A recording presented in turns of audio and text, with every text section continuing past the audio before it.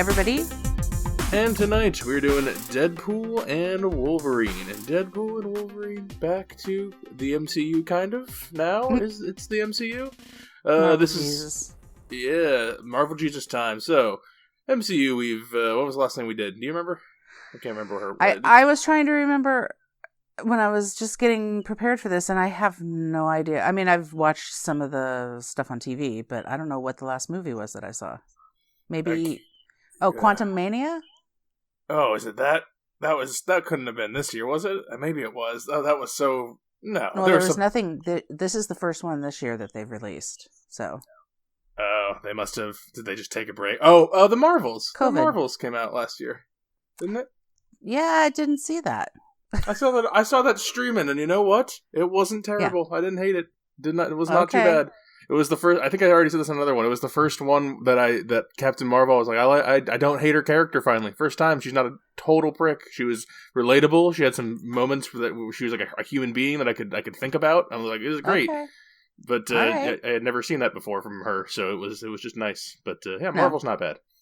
Okay, so I might have to go and check that out. But yeah, I've been on a little break. I think I'm like most of the Marvel fandom. I'm on a little break. Yeah, so you said you saw some of the TV, because there's some TVA stuff in this. I don't know what other things you would need to know. There's obviously a bunch of older cameo stuff we'll get into when we get into spoilers, but yeah. Have you been following enough TV to know what's going on over there? Yeah, I know I know pretty much about most of that stuff. I've done, like the Loki series and what else? Something else had TVA in it just recently, but yeah, I mean, we can get into it, but I think this movie is for the fan. Now, if you don't know a bunch of stuff, you're going to be kind of lost, I think. Deadpool's peaceful existence comes crashing down when the Time Variance Authority recruits him to help safeguard the multiverse. He soon unites with his would-be pal Wolverine to complete the mission and save his world from an existential threat. 78% on Rotten Tomatoes with critics, 95 audience, 8.1 IMDb, 56 Metacritic. So you got popular with the fans, less popular with the critics, but still positive. This is first time we have Hugh Jackman and Ryan Reynolds together as their very popular Wolverine and Deadpool characters. What did you think of the Deadpool and X-Men movies, okay, separately? You're fans of those franchises? Love Deadpool. Never Both seen Deadpools? X-Men. Never seen an X-Men? Deadpools. Never seen an X-Men. I mean, I know who they are. I think I've seen a few minutes here and there of maybe Logan.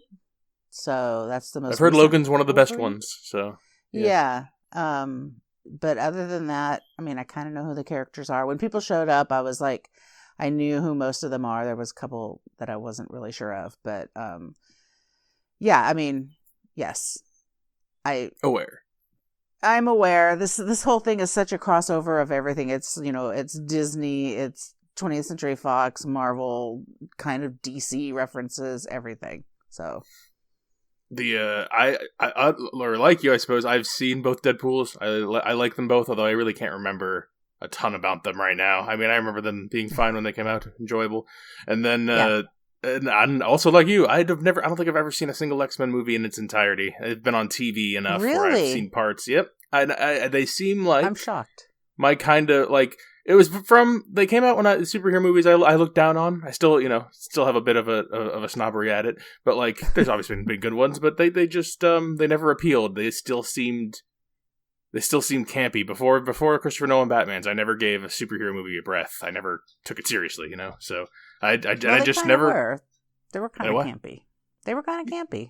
Yeah, then like, some of the later ones though I've heard got better, and then I heard some of them got worse though. Like there wasn't a consistency where like it took me like 14 excellent MCU movies for me to finally be like, all right, fine, I guess I'll finally watch these. Like they had to be great for like a decade before I even gave it a chance. And X-Men were like inconsistent from the get-go. And I heard like, oh, X2 is really good, and Days of Future Past I think is a popular one, but like I don't know these things. We live in times when you can have just so much good stuff. How can I commit to a franchise so silly and inconsistent? Well, I mean, it changed with Iron Man, but for me it was like middle Captain America movies that kind of caught me. But Iron Man was obviously the beginning of all of this. So yeah, I think I saw, but again, like when those came out, I don't think I appreciated appropriately how good of a movie. They still had superhero funk on them, I guess. Too much of unbelievable. But for Deadpool and Wolverine, we're finally getting our crossover. If you haven't seen it, it's in theaters. Probably still when you're hearing this. We're doing this a little bit later since it's mostly spoiler stuff in it, so might as well get a chance to see it because it's going to be all spoilers in here. It's lots of remember that guy? Oh, I remember that. Oh, I know that internet reference. I know this from a project that never existed. I know that guy is a friend of that guy. So, spoilers ahead. Related. Yeah, exactly. People are related. He's his friend from another venture. All kinds of stuff. So, spoilers ahead. Deadpool and Wolverine. So, this is where we lead off. It is in 2018 after Wade Wilson. He uses Cable. So if you don't remember what happened in the second one, because I don't really remember what happened in the second one, he gets like a time travel thing from Cable, and he accidentally, or he uses it to prevent his girlfriend's death. He's trying to prevent Vanessa's death. But he ends up traveling from his universe to our universe, gets in trouble with TVA, Time Variance Authority. We know them from the Loki show. Then they deal with the sacred timelines, and he's hoping to join the Avengers and get some meaning to his life, but he gets rejected by our boy Happy Hogan, one of our a true keeper of the original of the sacred timeline. One of the OGs. But I don't feel like it was. I was shocked he was the actual gatekeeper for the Avengers because where is Nick Fury? That's what I was like. If we're gonna have a gatekeeper for the Avengers. I think it was more symbolic because of him being the first director of the thing. Yes. So his is like this is a true, and like also again I think they even make the joke. We don't have money to get the big guy. Like Samuel Jackson's still a bigger name than Favreau, obviously a huge name on the back side of things, but like to a common person, Samuel Jackson.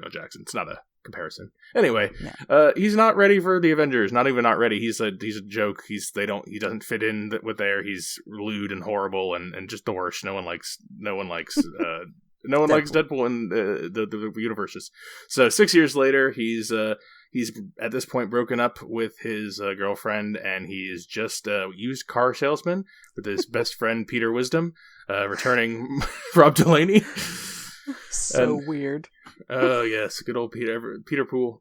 And during Wade's birthday party, the Time Variance Authority captures him and brings him to Mr. Paradox, also known as Tom Wamsgams from Succession. I mean, yes, you can know him from other things. I think he's in Pride and Prejudice, some British things probably, but Tom Wamsgams to the recent person.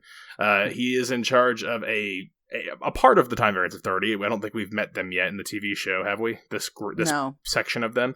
So he runs a different wing, and we are informed that they are shutting down one of the universes. There's a dying universe because its anchor being Logan/Wolverine, the original one from the 20th Century Fox universe. He is dead in that universe, so that universe slowly over thousands of years apparently collapses, and then that timeline goes away. So Mr. Paradox says, I'm gonna be more efficient, and by being efficient, I'll get my goal of being in charge of TVA or whatever his end goal is. Being efficient means I'm going to kill the universe quicker, and Wade Wilson does not want that universe killed quicker because that's his universe, and he doesn't want he doesn't have a ton of friends, but he's got a couple of weirdo people. He's got like a cab driver he's friends with, so he's got the blind roommate. He's got some people to protect. So he's got to go find, in his mind, a replacement anchor being, and so.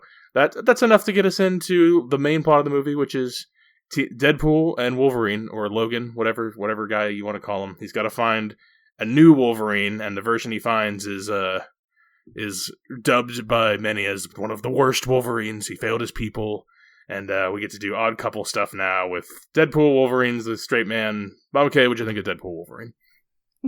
Well, I like how you tell the story because this movie doesn't have a whole lot of story, and I think you just covered it pretty quickly. And for a couple-hour movie, it took them a time to get there. And we have a bunch more to go, but then it's all spoilers. It's all like there's more plotty plot, but it's all spoiler stuff from then on. More plotty plot, but it's all this. It's all getting to everybody wants to get to the last thing where Deadpool and Wolverine and they got big bads coming and all that kind of stuff. We got to see all the payoffs. We got to see them fight each other, fight their whatever people, fight the random people from the comics that were never supposed to be made, fight the people from the past that were never supposed to have movies, fight everybody. Everybody's going to fight everybody. Right. Everyone's going to fight everybody, including like 1,000 Deadpools. So yeah, that's what people. Give them what they want. Right, exactly. As soon as that part is done, where he's gone to see Happy, and now he's been recruited by the Time Variance Authority. Recruited is that's a kind of a slight word. It's he has to go, because otherwise everything implodes for Deadpool. So he's the hero here to do this and to find Wolverine. I love these two guys together. So much so that I think that they also love themselves together, and everybody within the movie also loves all of that. And that's what I like about the Deadpool movies, is that there are, so many in-jokes and slights and smiling and, fourth wall breaking and all of that. And I have to say that it got to be a little much. I almost felt a little like rumbly in my tummy from it, because you got nauseous by the amount of stuff. So much. And I think that's the thing, is like they amp you up to it, and then all of a sudden it's every moment, and I feel like, oh my God, I have to, and this, I mean, it's brilliant. I feel like I have to see this movie like 3 times to not even get the Easter eggs, like, because every joke is built on another joke and built on another joke, and sometimes they're built on, people that you haven't seen in forever. And then there's references to pretty much everything in the Marvel Cinematic Universe. And then I want to show this to the people who fainted at the Train movie 120 years ago. You got to show them this right after that. Like, it's like, this is where this is going. Right, exactly. And that's and it was, I mean, it was a crazy fun ride, but it was really, I guess I'm going to liken it to going on. I love roller coasters. I get sick, nauseous, violently sick on roller coasters, but I still love the thought and the process and all of that. And I will go on every new roller coaster, even though I'm going to feel terrible afterwards, just because of the exhilaration of it. And that's what I felt like here, that I was on this giant roller coaster that I was going to be sick from at the end. And that I didn't actually get sick, but I was like, oh, thank God it's over. And then I know there's going to be a post-credit, so I'm like, please let it be something that, isn't going to be more roller coaster. So I really enjoyed this movie. I think that it was a real coup for Disney to be able to pull this off, because we probably need to talk a little bit about that this is Disney's R-rated movie, and bringing Deadpool into the MCU and letting him be R-rated was pretty brazen. I think they finally were in a place where they kind of had, like, they needed to have to. They were never going to do it when it was safe. 7-8 years ago. Yeah, safe money printing. Star Wars is gangbusters still. MCU's in the height. Like, Thanos is coming up still. Like, it's like, we don't need a Deadpool. We don't need any of that. Like, we are immortal. And then, no one's immortal. He gotta eventually be like, all right, bring in every scrap in the dustbin possible and dump them all in there. And dump them in there in a very, very solidly entertaining way. What a good movie this was, Deadpool and Wolverine. Yeah. Oh, good. I'm glad you liked it. Yes, it is. It's a good movie. It's a very, very entertaining movie. It gets a little bit long towards the end, and I think he even says, we're just hanging there, just like, we're almost done. He even says something like that. I'm like, oh, thanks, movie. I really appreciate it. Of course, he references himself. He's and that's another thing, is like the fourth wall breaking it's not my favorite device in movies. I don't like, it only works in the couple of like classics I can think of, like the Woody Allen Annie Hall one, where the guy comes in and like and owns the guy in line, or what are some other like classic? There's a couple. Home Alone. Oh, my parents are gone and I'm home alone. Is he literally say the title? Home Alone. Okay.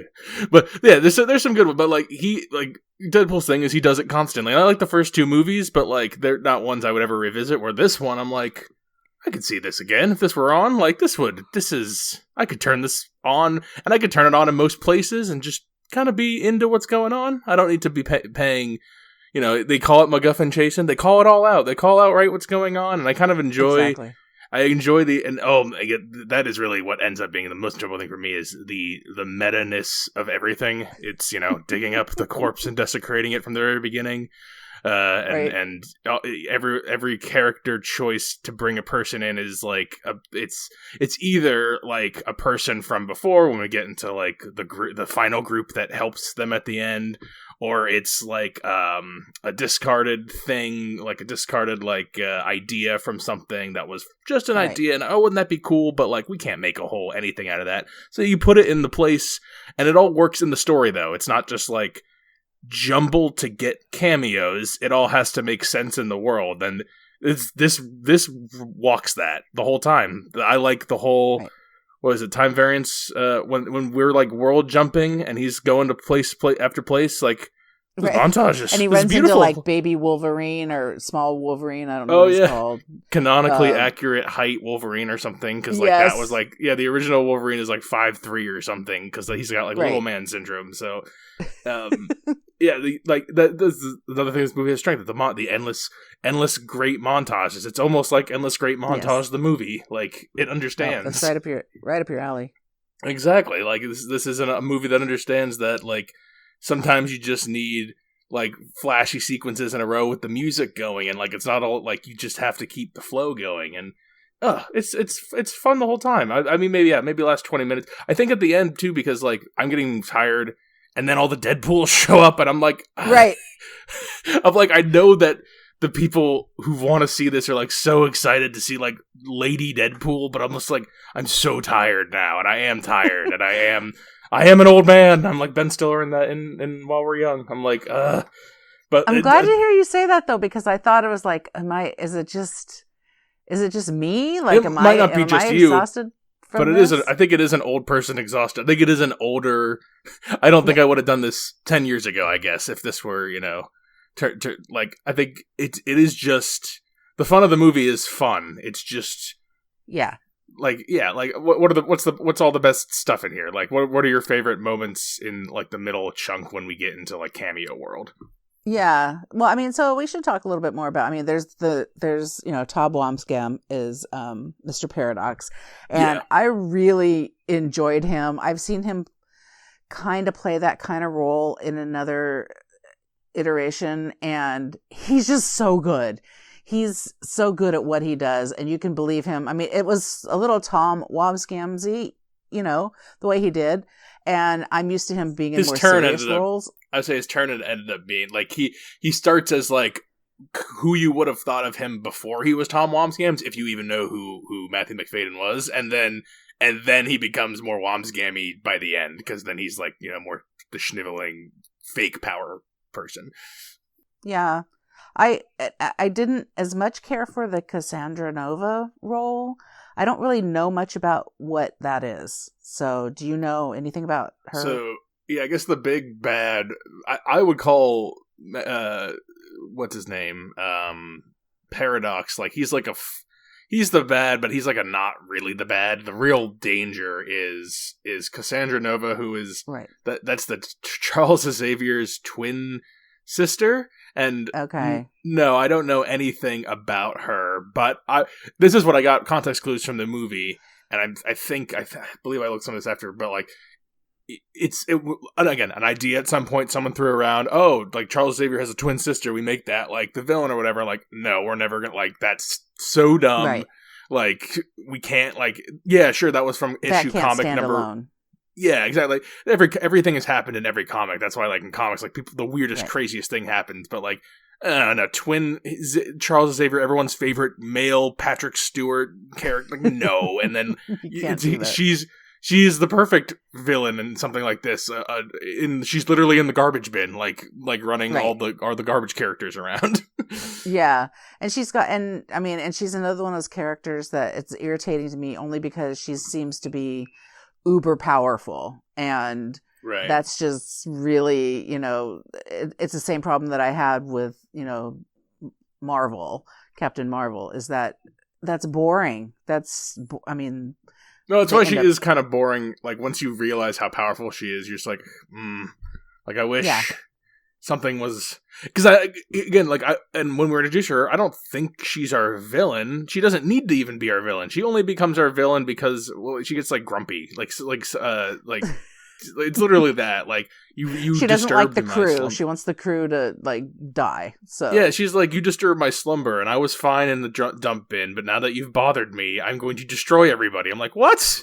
You're so smart. Why would you think that's the right answer? Like, I can't imagine you've thought that through. Like, someone who's known for only thinking. Well, I love that she's living in, like, giant Ant-Man suit. That's their place. That was pretty sweet. When like, Ant-Man corpse suit. I was like, that's suit pretty good. kind of thing. And, yeah, I mean, again, it's hard to mention them all because it's, like, constant. The nods to everything is constant. There's nods to Thor. In the beginning, we see a nod to Captain America with his shield and Thor's hammer. And Henry Cavill, I believe, is one of the Wolverines we get. The Cavalrine. With Cavalrine. I mean, how great is that? I'm sure there were fans.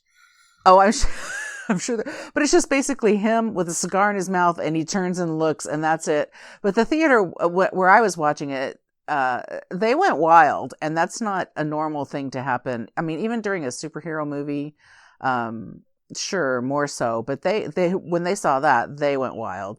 Of course, what's good about this movie is that, like, in a moment like that, that's a moment where that would make me mad at another movie, because it's like, this is just pandering. Yes, but in the context of the story and what they're telling you is going on, it is what, like, it fits narratively, like, in the story, and so when he does his cheesy mug and it's a Deadpool movie and it's Henry Cavill and we know who that is, and it's in like it's in a little montage context. It's exactly how you're supposed to tell that kind of thing. It's not in an annoying way. It's like it's in a real clever way.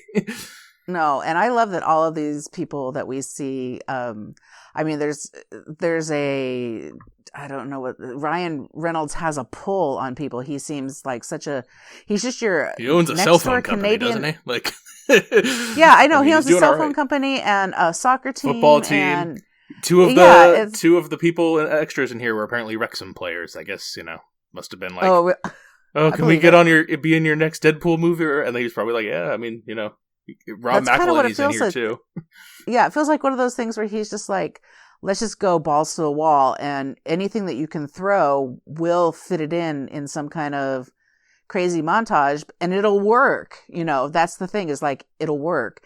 When we meet our crew, we get Elektra, we get Blade out of nowhere, which is weird. Wesley Snipes coming on the screen out of nowhere was really like weird. I thought you were, retired. Like, I thought you had problems. like you were not out and about. Right. And also, weren't they redoing Blade? Like, Blade was, and the same thing with Channing Tatum's character Gambit. He was that was another one of the scrap projects. They've been trying to do Gambit for years, and then once Disney bought Fox, they were like, can't do it. And then they were like, it would be a good place to put Gambit.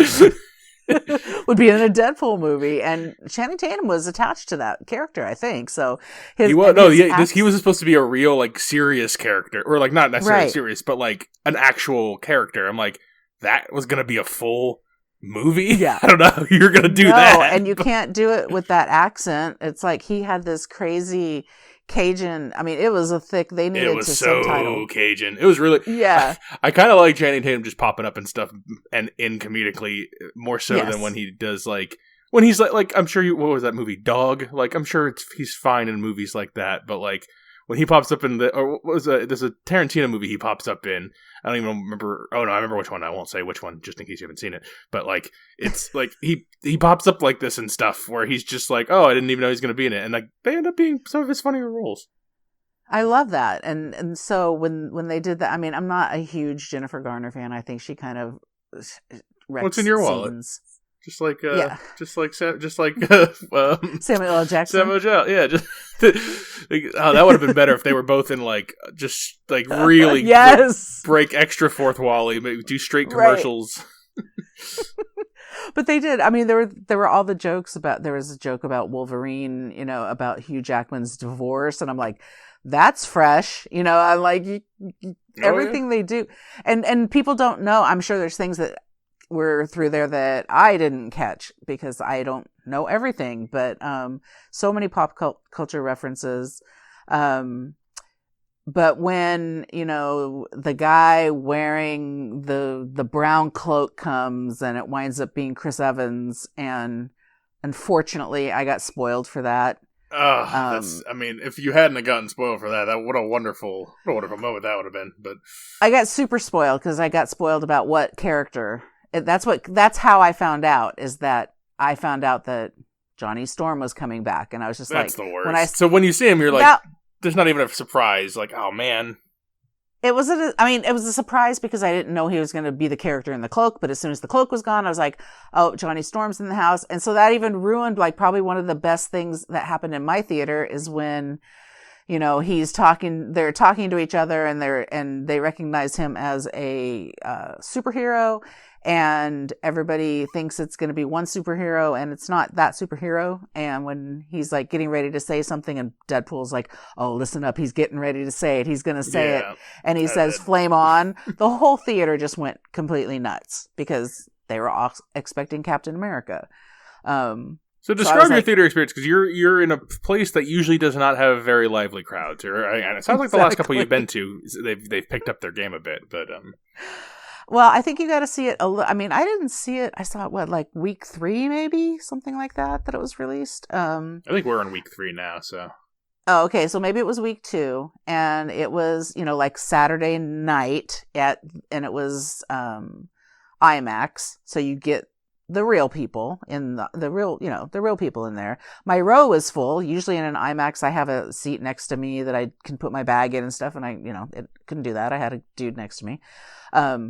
So yeah. And people out after everyone was outside just talking about it, just going crazy and talking about it. So, it really hit, I think it turned things around a little bit for Marvel, but I don't know. I'm not a big fan of the Time Variant Authority.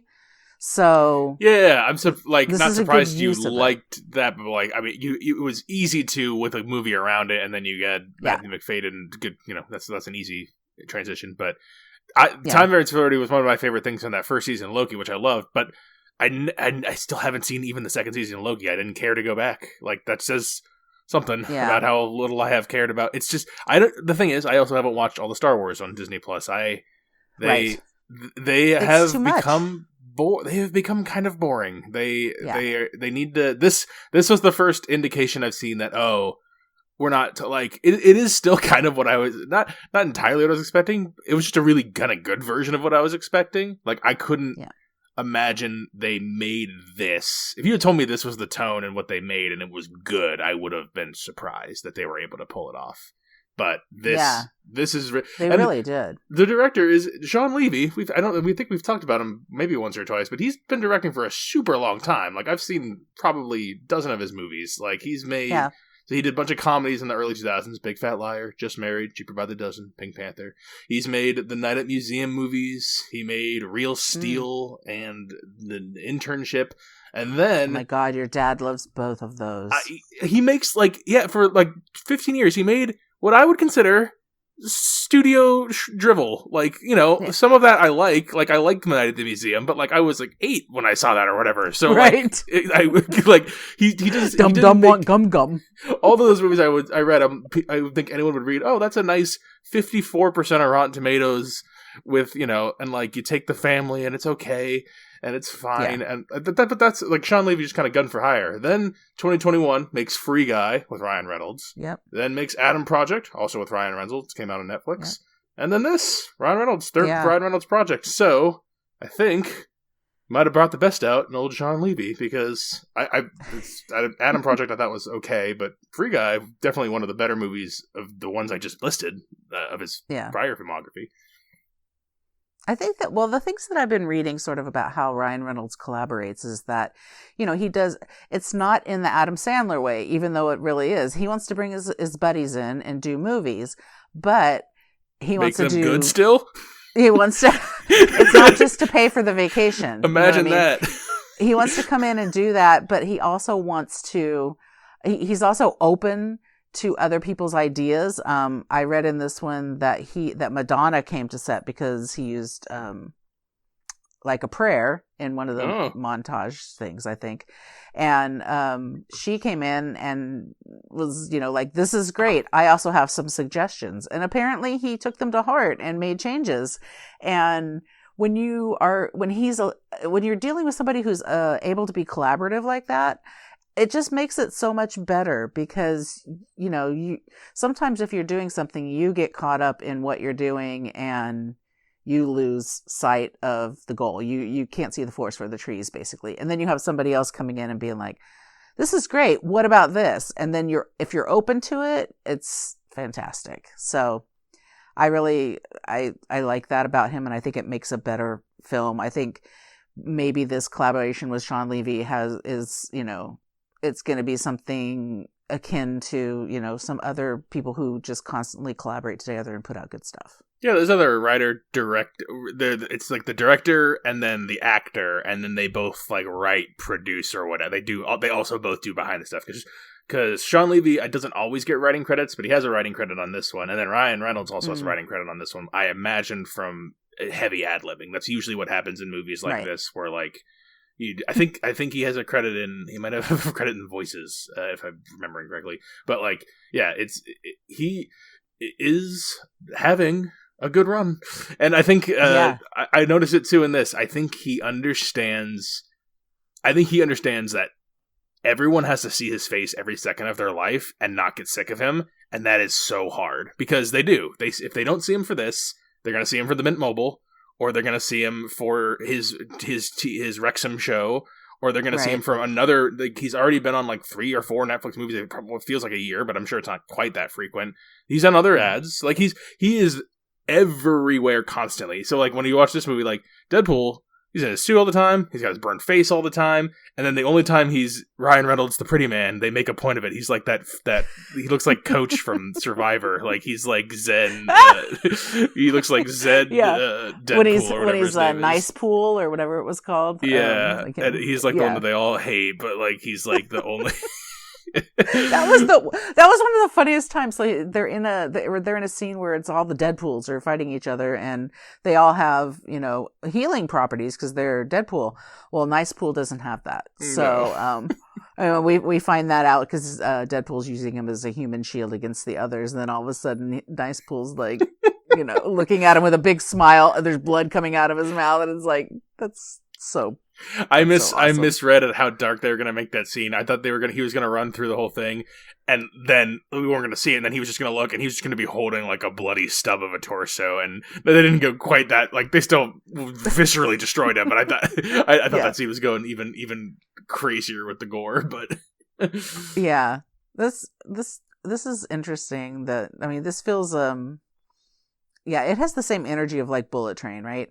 I mean, it kind of takes off like that. So and also I think when he said open to collaboration, and then this has 5 writers, like this is an example of a movie that it's like you just kind of keep going, and it's kind of like it works if you believe in it almost. Like if everyone like Hugh Jackman and Ryan Reynolds, every time the two of them are together, they are selling the crap out of it.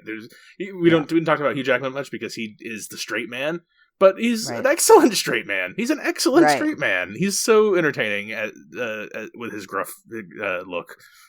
And even though he's the straight man, he still gets to. I mean, he's somehow they're in the universe of the alcoholic Wolverine. Yeah. So he's basically drinking his way. It's like drinking around the world at Epcot. But it's like Captain America, where he's regenerative, so he can't really get drunk. So he's just like, God damn it! He's like, yeah, exactly.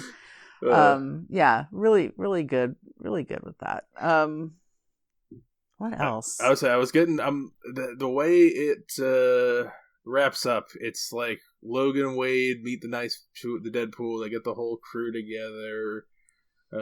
They have to stop. They have to do like the sacrifice. They gotta make the sacrifice in the big chamber to stop they gotta like sub places with what's her name? With Cassandra Nova. Yeah. So they're gonna like together replace, right? I don't know. I lost the thread, honestly, at that point. I was like, all I know is they got to kill the big bad. So I'm reading here that they destroyed it. That's what I'm saying at the end. I'm like, okay, we had our fun. Like, I know, like, we're done now. Like, they might come back. They might be done. I don't care. Like, I literally know. It was like, did they win? Sure, maybe. I don't like who. But what is it? I'm seeing here, Wade and Logan destroyed the Time Ripper, killing Cassandra in the process. Oh, guess she didn't make it. Paradox is arrested by Hunter B-15. She's from Loki. I remember her. I remember that character. Congratulate Wade and Logan. The action stopped the timeline deteriorating. That's save resistance group from the void.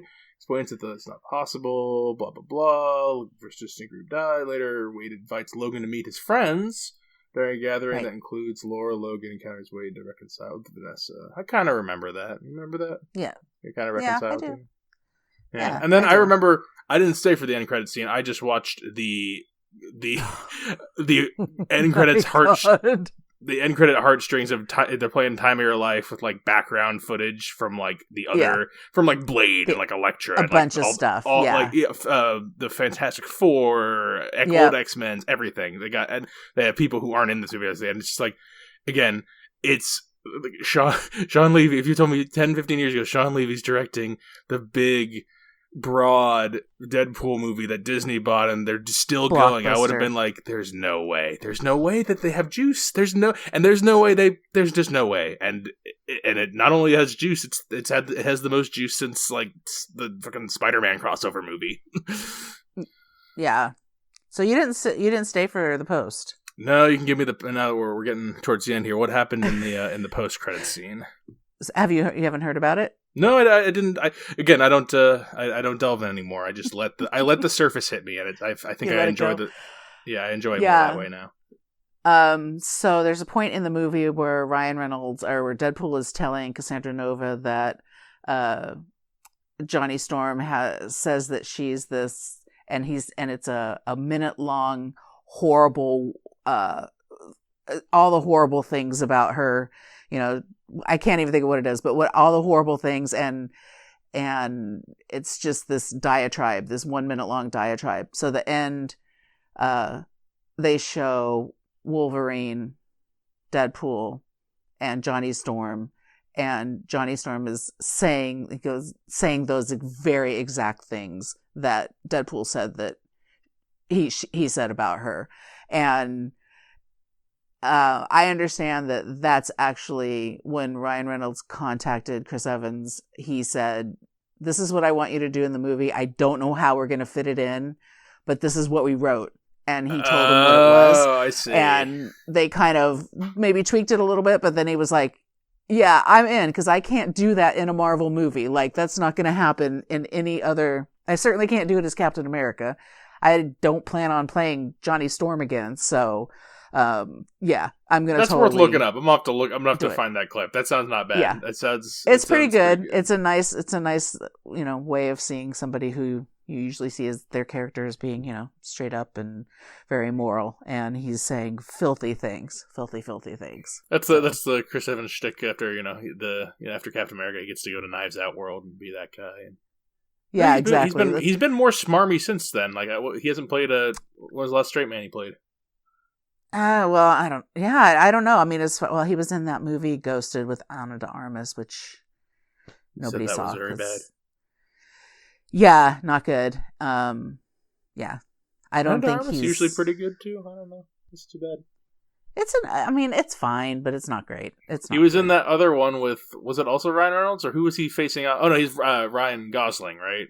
Ryan Gosling. But he's the bad guy. He's the bad guy in that one. Yeah. Yeah. He likes being the bad guy. I think he wishes he wasn't Captain America.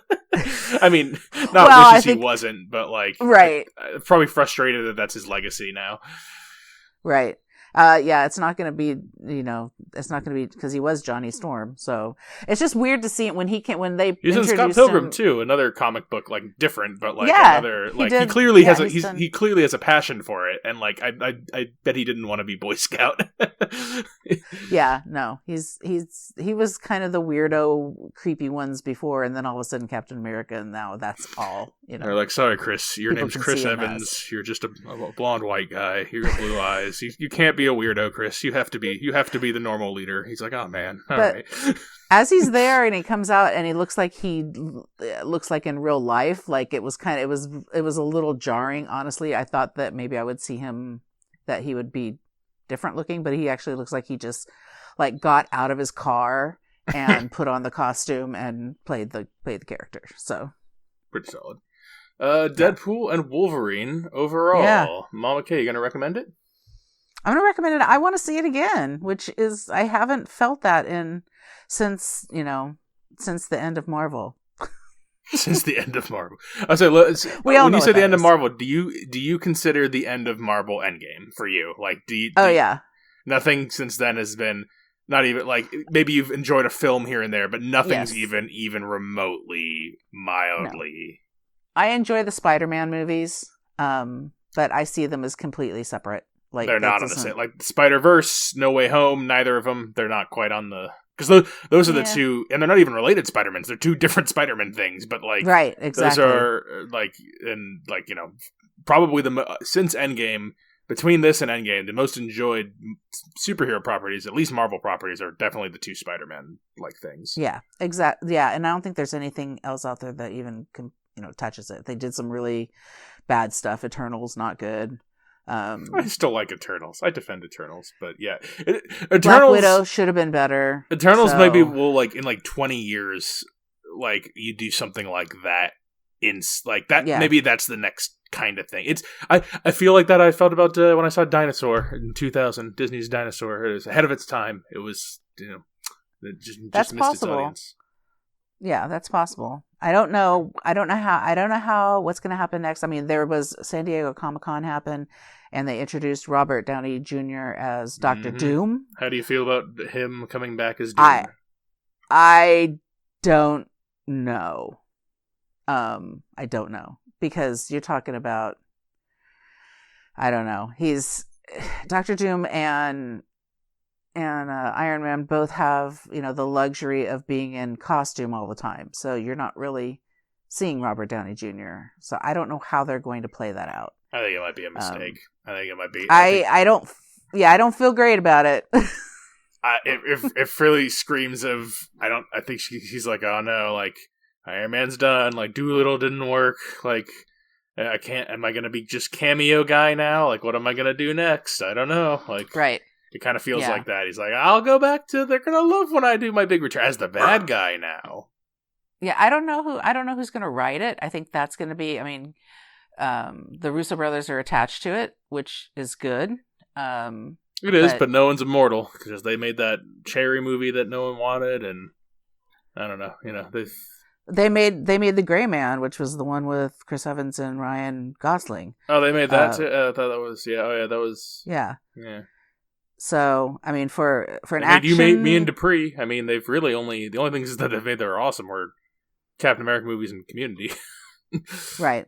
So I don't know if maybe they're going to bring back, like, there's a big thing about, are they going to bring back Marcus and Mafili to write, or what are they going to do? And if they do, what are we even doing? Like, are they doing Brave New World? Do you know? I saw the trailer for it. I don't know if you had thoughts on that. Since you know what? You like that world. You like Mackie. I do like that world. I'm a little worried about it, though, because it's been put off so long that I'm feeling like maybe it didn't test well, and then things generally become a disaster. So it might just be a giant mess.